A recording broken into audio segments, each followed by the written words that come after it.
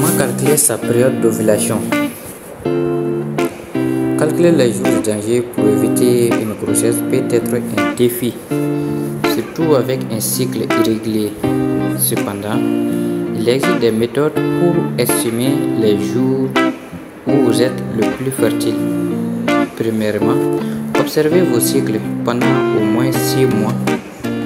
Notez la durée de chaque cycle en partant du premier jour des règles jusqu'au premier jour des règles suivantes. Même si vos cycles sont irréguliers, vous pourrez identifier les plus courts et les plus longs. Ensuite, pour trouver vos jours de danger, vous devez utiliser une méthode appelée la méthode du calendrier ou méthode Ogino-Kinos. Prenez la durée de votre cycle le plus court et soustrayez 14 jours pour déterminer le début de votre période fertile. Par exemple, si votre cycle le plus court est de 25 jours, soustrayez 14, ce qui vous donne 11.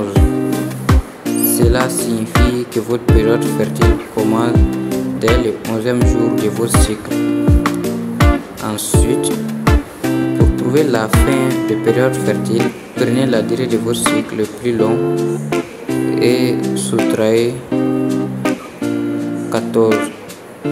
Par exemple, si votre cycle le plus long est de 32 jours, soustrayez 14, ce qui vous donne 18.